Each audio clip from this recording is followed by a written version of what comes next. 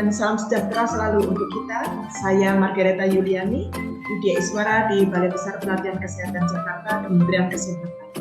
Pada kesempatan ini saya akan menyampaikan strategi pembelajaran Agenda 3 Manajemen Kinerja pada Pelatihan Kepemimpinan Administrator PKA. Ada 3 pokok bahasan yang akan saya sampaikan, yaitu yang pertama tentang sistem penyelenggaraan yang terkait dengan pembelajaran agenda. Yang kedua adalah materi pada pembelajaran agenda 3. Ketiga adalah desain atau strategi pembelajaran dalam memfasilitasi agenda 3. Desain pembelajaran PKA di dalam modul dan kurikulum menggunakan pembelajaran secara blended learning yang merupakan perpaduan kegiatan pembelajaran secara distance learning dan klasikal. Nah, di dalam distance learning terdiri dari metode sinkronus yang merupakan pembelajaran daring secara langsung menggunakan aplikasi telekonferensi antara fasilitator dan peserta. Sedangkan pada pembelajaran metode asinkronus, peserta mendapatkan penugasan dari fasilitator untuk mengerjakan tugas secara mandiri. Penugasan dapat berupa penugasan individu sebagai kelanjutan penugasan esai saat pembelajaran mandiri ataupun penugasan secara kelompok. Nah, di dalam setiap kegiatan, saya sebagai fasilitator akan selalu melakukan pembulatan dan penguatan terkait dengan pembelajaran Agenda 3 yang terdiri dari 7 mata pelatihan.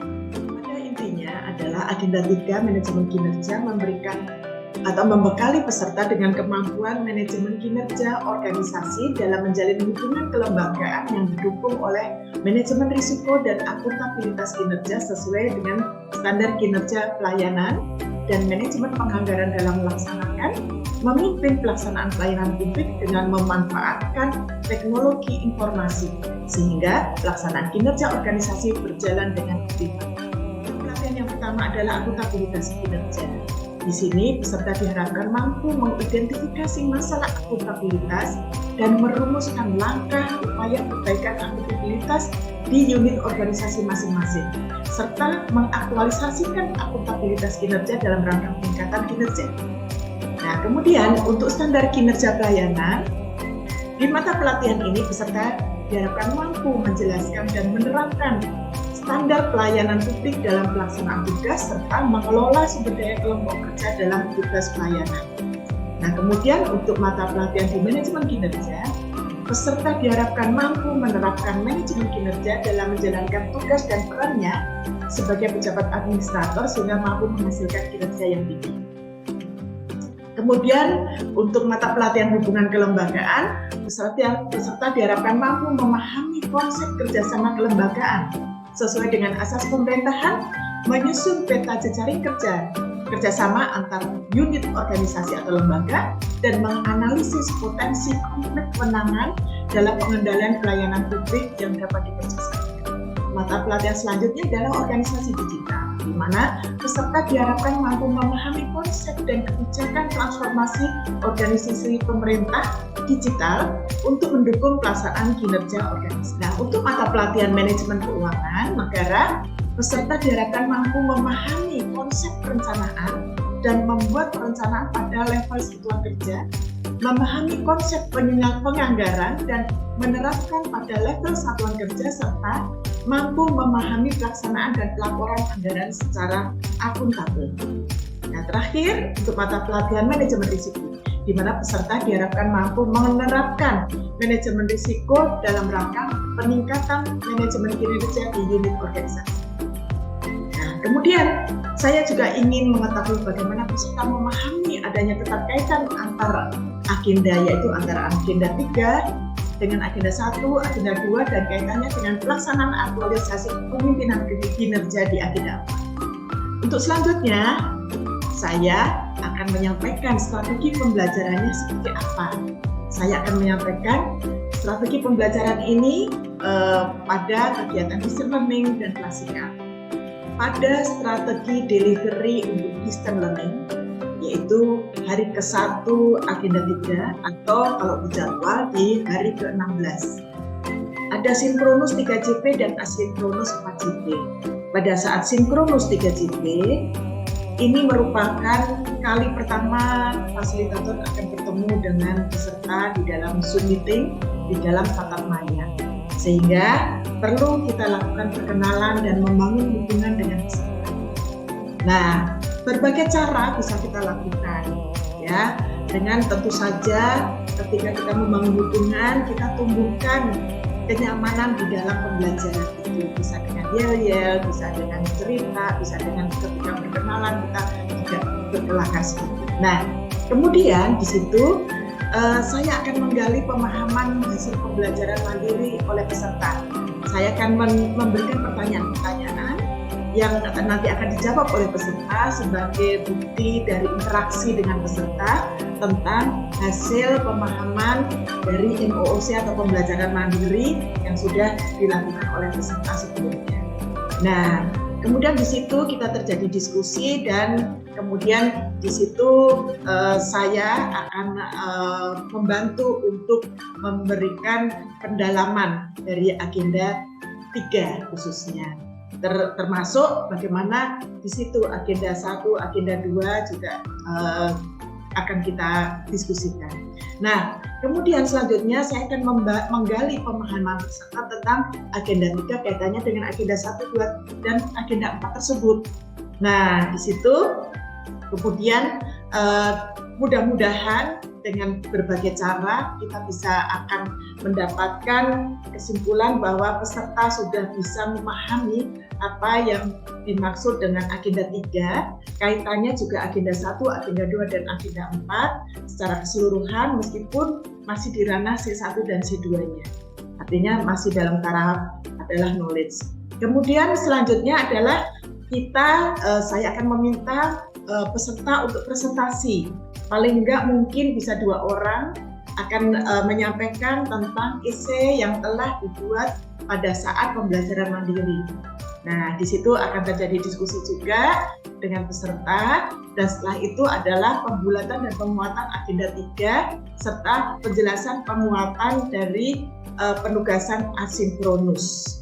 Nah, di asinkronus nanti akan saya jelaskan bahwa ada 4 CP yang harus dikerjakan oleh para peserta, yaitu ada penugasan individu yang bisa dikerjakan selama 2 CP. Apa yang akan dilakukan? Yaitu memperbaiki penugasan esai yang tadi sudah dipresentasikan. Ya, tentu saja sudah ada masukan-masukan dari fasilitator sehingga harus diperbaiki dulu dan kemudian diupload karena sesuai dengan Perlan bahwa ketika e-learning hari pertama itu peserta harus mengupload. Nanti akan saya berikan kesempatan sampai dengan malam hari, nanti kita tentukan jamnya untuk jam berapa mengupload untuk penugasan esai. Kemudian di penugasan individu, peserta juga menyusun learning journal, yaitu seperti refleksi lah apa yang akan dilakukan, yang sudah dilakukan oleh peserta dalam 1 hari, baik secara sinkronus maupun asinkronus, penugasan-penugasan dan apa yang dirasakan untuk untuk jiwa kepemimpinannya, kemudian ada masukan-masukan atau harapan-harapan apa, dan nanti learning journalnya juga harus diupload malam itu juga. Kemudian ada penugasan kelompok selama 2 JP. Nah, kelompok ini akan dibagi menjadi 3 subkelompok. Tugasnya adalah menyusun analisis penerapan mata pelatihan dari agenda 3. Nah, fokus untuk hari pertama ini, untuk asinkronus yang pertama ini adalah fokus pada mata pelatihan akuntabilitas dan standar kinerja serta manajemen kinerja. Nah, peserta tadi yang dibagi 3 subkelompok, yaitu yang subkelompok 1 membahas tentang kasus di PT POS, yang kedua tentang PT Astra, dan ketiga adalah Shopee. Nah, kasus ini nanti sudah saya siapkan. Kemudian pada hari berikutnya, hari ke-17 kalau di kalender, kemudian merupakan hari kedua pada saat distance learning untuk agenda 3. Ada sinkronus 2 JP. 2 JP itu sangat pendek sehingga pertama kali kita akan refleksikan apa yang sudah dilakukan kemarin. Meskipun ada learning journal, nggak apa-apa, kita akan lakukan refleksi. Kemudian kita minta untuk presentasi 3 kelompok yang sudah dibagi kemarin, yang sudah melakukan penugasannya. Kemudian kita masih ada waktu, mudah-mudahan kita akan lakukan pembahasan esai dengan presentasi 1 peserta. Meskipun sudah di-upload nggak apa-apa, peserta akan diminta untuk mempresentasikan agar lebih dalam lagi, misalnya berulang-ulang, mereka akan lebih memahami dan bisa melakukannya. Nah, kemudian kita lakukan pembulatan dan penguatan agenda 3. Setelah itu penjelasan penugasan secara asinkronus. Nah, asinkronusnya ada 6 JP. Di situ kita minta untuk peserta menyusun learning journal lagi dan mengupload. Kemudian kita berikan penugasan kelompok selama 5 JP. Dengan 3 kelompok tersebut yang seperti kemarin ada 3 kelompok. Tentu saja mereka akan memperbaiki hasil presentasi dari presentasi penugasan kelompok, ya. Kemudian menyusun analisis penerapan mapel untuk agenda 3. Fokusnya sekarang digeser menjadi mata pelatihan di organisasi digital dan hubungan kelembagaan. Kasusnya masih sama, sehingga makin lama akan makin didalami dan diperkaya dengan mata pelatihan di dalam. Nah, kemudian untuk distance learning hari berikutnya adalah hari ke-18, merupakan hari ketiga di agenda 3. Ya. Nah, di sini ada sinkronusnya adalah 2 JP. Pertama kali tentu kita akan refleksi dulu, kemudian presentasi lagi 3 kelompok. Tadi 3 kelompok yang akan yang melakukan analisis penerapan mata pelatihan di organisasi digital dan hubungan kelembagaan. Nah, kemudian jika masih ada waktu lagi, pembahasan isi presentasi 1 peserta. Kemudian kita lakukan pembulatan dan penguatan agenda 3 serta penjelasan penugasan asinkronus lagi. Nah, di sini asinkronusnya atau penugasannya ada 6 JP. Tentu saja untuk penugasan individu kita batasin 1 JP untuk menyusun learning journal dan mengupload. Kemudian penugasan kelompok selama 5 JP masih tetap ada di 3 subkelompok tersebut, memperbaiki hasil presentasi, kemudian menyusun analisis penerapan mata pelatihan untuk agenda 3, fokusnya pada mata pelatihan untuk manajemen keuangan dan manajemen risiko dengan kasus yang masih sama. Sehingga diharapkan dengan 3 hari tersebut semua mata pelatihan di dalam agenda 3 sudah bisa dibedah, dapat dianalisis oleh para peserta. Nah, untuk hari keempat merupakan hari terakhir distance learning, ya, ada sinkronus 2 JP, dan di sini peserta tidak diberikan lagi untuk asinkronus atau penugasan, tapi selesai di sini kita lakukan refleksi, kemudian dipresentasikan 3 kelompok yang kemarin sudah diberikan penugasan. Kita bulatkan atau kuatkan untuk agenda 3, ya, tentu saja secara interaksi. Kemudian kita lakukan evaluasi, salah satunya dengan Kahoot. Nah, kemudian kita berikan penjelasan kegiatan untuk klasikal nanti dan kita berikan apresiasi 4 kali pertemuan. Nah, berikut ini adalah strategi delivery untuk pembelajaran klasikal di agenda 3. Ada 4 hari pertemuan untuk agenda 3. Hari ke-1 6 JP, hari kedua 12 JP, hari ketiga 6 JP, dan hari keempat adalah 9 JP. Dan pada setiap harinya tidak ada lagi kegiatan-kegiatan di luar jam pelajaran yang sudah diberikan untuk kegiatan agenda 3. Jadi kegiatan agenda 3 pada hari ke-1 selesai di hari 1, hari kedua selesai di hari kedua, dan seterusnya. Baik. Untuk hari ke-1 6 JP nanti akan dilakukan overview mata pelatihan untuk akuntabilitas, standar kinerja, dan manajemen kinerja. Kemudian di situ dilakukan diskusi, terutama kita akan menggali pemahaman, pelaksanaan, penerapannya, kita kaitkan dengan aksi perubahan yang dirancang oleh peserta. Ya, kemudian kita minta untuk overview teknik mendiagnosa organisasi seperti apa sih, strategi inovasinya seperti apa, dan teknik menyusun perencanaan kinerjanya seperti apa. Dan ini bisa kita gali dari kegiatan rancangan aksi perubahan yang disusun oleh mereka, oleh peserta. Kemudian kita berikan 3 penugasan untuk 3 kelompok, mendiagnosa organisasi hingga menemukan inovasi dan menyusun perencanaan peningkatan kinerjanya.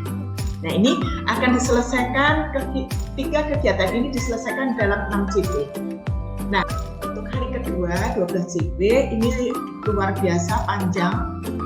Nah, sehingga hari pertama kita akan melakukan refleksi terlebih dahulu, melihat, menyampaikan pembelajaran-pembelajaran yang sudah dialami di hari sebelumnya, kemudian apa yang bisa diambil dipetik untuk pembelajaran untuk dirinya sendiri, untuk peningkatan kinerja dia, kemudian presentasikan 3 kelompok dari tugas yang diberikan, ya, mendiagnosa organisasi hingga menemukan inovasi dan menyusun perencanaan peningkatan kinerja tadi.